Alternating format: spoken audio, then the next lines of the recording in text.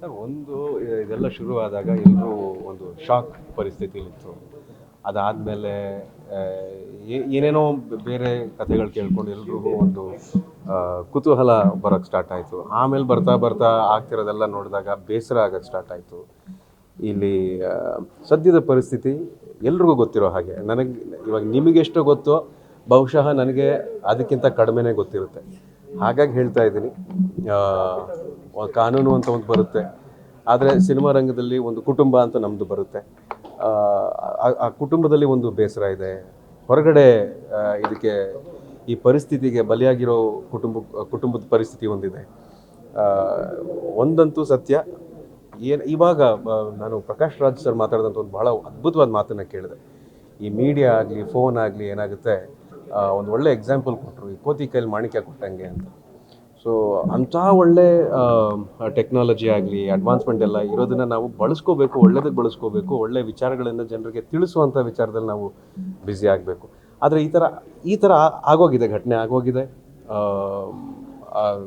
ನಮ್ಮ ಕುಟುಂಬದವರೇ ಆದ ದರ್ಶನ್ ಅವರು, ನಮ್ಮ ಸಿನಿಮಾ ರಂಗದ ಕುಟುಂಬದವರೇ, ನಮ್ಮ ಸೀನಿಯರ್ ದರ್ಶನ್ ಅವರು ಈ ಥರ ಒಂದು ಪರಿಸ್ಥಿತಿಯಲ್ಲಿದ್ದಾರೆ ಅನ್ನೋ ಬೇಸರ ನಮಗಿದೆ. ಇದಾದಷ್ಟು ಬೇಗ ಈ ಕಹಿ ಪರಿಸ್ಥಿತಿಯಿಂದ ನಮ್ಮ ಚಿತ್ರರಂಗ ಹೊರಗಡೆ ಬರಲಿ, ನಮ್ಮ ಕರ್ನಾಟಕ ಹೊರಗಡೆ ಬರಲಿ. ನಮ್ಮ ಕರ್ನಾಟಕದ ಮನಸ್ಥಿತಿ, ಜನರ ಮನಸ್ಥಿತಿ ಎಲ್ಲ ನಿಮ್ಮ ಕೈಯಲ್ಲಿದೆ. ಸೊ ಯಾವ ರೀತಿ ಜನರ ಮನಸ್ಸನ್ನು ನಾನು ಡೈವರ್ಟ್ ಮಾಡಿ ಅಂತ ಹೇಳ್ತಿಲ್ಲ, ಆದರೆ ಯಾವುದನ್ನು ಎಷ್ಟು ಕೊಡಬೇಕು, ಮಾಹಿತಿಯನ್ನಾಗಲಿ ಸುದ್ದಿಯನ್ನಾಗಲಿ ವಿಚಾರವನ್ನಾಗಲಿ ಎಷ್ಟು ಕೊಡಬೇಕು ಅಷ್ಟು ಕೊಟ್ಟರೆ ಅದನ್ನು ಬೆಳವಣಿಗೆ ಅಂತ ಹೇಳ್ಬೋದು. ಅದಲ್ಲದೆ ಬೆಳವಣಿಗೆ ಅಂತ ಹೇಳೋಕ್ಕಾಗೋದಿಲ್ಲ. ಹಾಗಾಗಿ ಈ ಸಂಕಟದ ಪರಿಸ್ಥಿತಿಯಿಂದ ಆದಷ್ಟು ಬೇಗ ಒಂದು ಮುಕ್ತಿ ಸಿಗಲಿ ಅಂತ ನಾನು ಕೇಳ್ಕೊತೀನಿ.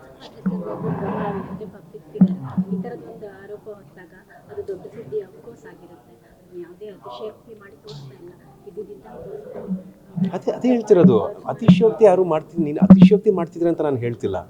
ಆದರೆ ಹೆಚ್ಚು ಅದನ್ನೇ ಹೇಳಿದ್ದನ್ನೇ ಹೇಳಿದಾಗ ಅಲ್ಲಿ ಬದಲಾವಣೆ ಅಂತೂ ಆಗೋದಿಲ್ಲ. ಏನು ಆಗೋಗಿದೆ ಆ ಕೆಲಸ ಆಗೋಗಿದೆ. ಆದರೆ ಅದ್ರ ಹಿಂದಿನ ವಿಚಾರಗಳೇನು, ಅದ್ರ ಹಿಂದಿನ ಸತ್ಯ ಏನು ಅಂತ ತಿಳ್ಕೋಬೇಕು ಅಂತ ಎಲ್ರಿಗೂ ನಮಗೆ ಇವಾಗ ಒಬ್ಬ ಸಾಮಾನ್ಯ ಜನರಿಗೆ ಆ ಕುತೂಹಲ ಇಲ್ಲದೆ ಇರ್ಬೋದು. ಅದು ಏನಾಗುತ್ತೆ, ಅದು ಮೀಡಿಯಾದಲ್ಲಿ ಬಂದಾಗ, ಮಾಧ್ಯಮದಲ್ಲಿ ಬಂದಾಗ ಅದನ್ನು ನೋಡಿ ಜನ ಅದೇ ಕಡೆ, ಯಾವ ಕಡೆ ತಿರುಗಿ ನೋಡಿದ್ರು ಅದೇ ವಿಚಾರ ಮಾತಾಡ್ತಾ ಇದ್ದೀವಿ. ಆದರೆ ಇನ್ನೂ ಬೇರೆ ಒಳ್ಳೆ ವಿಚಾರಗಳು ಆಗಿರುವಂಥ ಪರಿಸ್ಥಿತಿನೂ ಇದೆ, ಬೇರೆ ಸಾಧನೆಗಳು ಮಾಡಿರುವಂಥ ಪರಿಸ್ಥಿತಿನೂ ಇದೆ. ಅದನ್ನು ಕೂಡ ಜನರಿಗೆ ತಲುಪಿಸಬೇಕಾಗಿರುವಂಥ ಜವಾಬ್ದಾರಿ ನಮಗೆಲ್ರಿಗೂ ಇದೆ ಅಂತ ನಾನು ಹೇಳಕ್ಕೆ ಇಷ್ಟಪಡ್ತೀನಿ.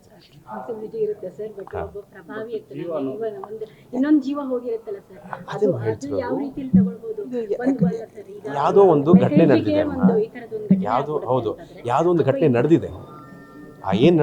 ಯಾವ ಘಟನೆ ನಡೆದಿದೆ ಅಂತ ನಿಮಗೂ ಗೊತ್ತು, ಯಾವುದಕ್ಕೋಸ್ಕರ ಈ ಥರ ಆಗಿದೆ ಅಂತಲೂ ನಿಮಗೂ ಗೊತ್ತು. ಸೊ ನಾವು ಇದನ್ನು ಸರಿ ತಪ್ಪು ಹೇಳೋದಕ್ಕೆ ನಾನು ಜಡ್ಜ್ ಅಲ್ಲ. ಅದೇ ಹೇಳ್ತಿರೋದು, ನಾನು ಜಡ್ಜ್ ಅಲ್ಲ, ನೀವು ಜಡ್ಜ್ ಅಲ್ಲ, ಜನ ನೋಡ್ತಿರೋ ಜಡ್ಜ್ ಅಲ್ಲ. ಕಾನೂನು ಅನ್ನೋದೊಂದಿದೆ. ಈ ಥರ ಯಾವುದೋ ಒಂದು ಕೃತ್ಯ ನಡೆದಿದೆ, ಅದ್ರ ಹಿಂದೆ ಯಾವುದೋ ಒಂದು ವಿಚಾರಗಳು ಹೊರಗಡೆ ಬರಬೇಕು, ಅದಕ್ಕೊಂದು ನ್ಯಾಯ ಸಿಗಬೇಕು, ಎಲ್ಲದಕ್ಕೂ ನ್ಯಾಯ ಸಿಗಬೇಕು ಅನ್ನೋ ಆಸೆ ನನಗೂ ಕೂಡ ಇದೆ.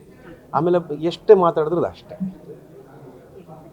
ಅದೊಂದು ಆಕ್ಸಿಡೆಂಟಲ್ ಕ್ರೈಮ್ ಆದ್ರೆ ತಲೆ ಕೆಡಿಸ್ಕೊತಾರೆ. ಯಾಕಂದ್ರೆ ಅಷ್ಟೊಂದು ಮಾರಣಾಂತಿಕ ಹೊಡೆದು ದರ್ಶನ್ ಅವರು ಅಂತಲ್ಲ, ಸುತ್ತಮುತ್ತ ಯಾರಿದ್ರೆ ಅದೆಲ್ಲ ಪ್ರಕರಣದಲ್ಲಿ ಆರೋಪಿಗಳು. ಹೌದು, ಅದು ಬೇಸರ ಇದೆ ಅಂತ ಹೇಳಿದ್ನಲ್ಲ. ಅದು ಬೇಸರ ಇದೆ ಅನ್ನೋದು ಬಿಟ್ಟು ಇನ್ನೇನು ಹೇಳೋಕ್ಕಾಗುತ್ತೆ. ಬೇಸರ ಇದೆ, ನಮ್ಮ ಕುಟುಂಬದವರೇ, ನಮ್ಮ ಸೀನಿಯರೇ ಈ ಥರ ಒಂದು ಪರಿಸ್ಥಿತಿಯಲ್ಲಿ ಇದ್ದಾರೆ ಅಂತ ಹೇಳ್ಕೊಳ್ಳೋದಕ್ಕೆ ನಮಗೂ ಬೇಸರ ಆಗುತ್ತೆ, ಅವ್ರ ಕುಟುಂಬಕ್ಕೆ ಬೇಸರ ಆಗುತ್ತೆ. ಅವ್ರ ಮಗ ಇದ್ದಾನೆ. ಇಂಡಸ್ಟ್ರಿ ಬೆಂಬಲ ಕೊಡ್ತಾ ಇದ್ದಾರೆ, ಅವ್ರು ಆ ಕಡೆ ಇವ್ರು ನೋಡ್ತಾ ಇಲ್ವಲ್ಲ ಅಂತ ಹೇಳಿ. ಯಾಕಂದ್ರೆ ರೇಣುಕಾಸ್ವಾಮಿ ಕುಟುಂಬ ಅದು ಎಷ್ಟು ಕಷ್ಟದಲ್ಲಿದೆ ಅನ್ನೋದು ಗೊತ್ತಿದೆ.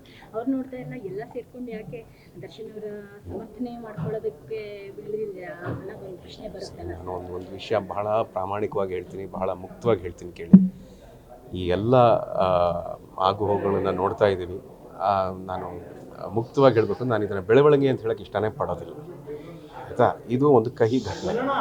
ಈ ಕಹಿ ಘಟನೆಯಲ್ಲಿ ಬೇಸರ ಎಲ್ಲ ವರ್ಗದಲ್ಲೂ ಒಂದು ಬೇಸರ ಇದೆ, ಬೇರೆ ರೀತಿಯಾಗಿ ಬೇಸರ ಇದೆ.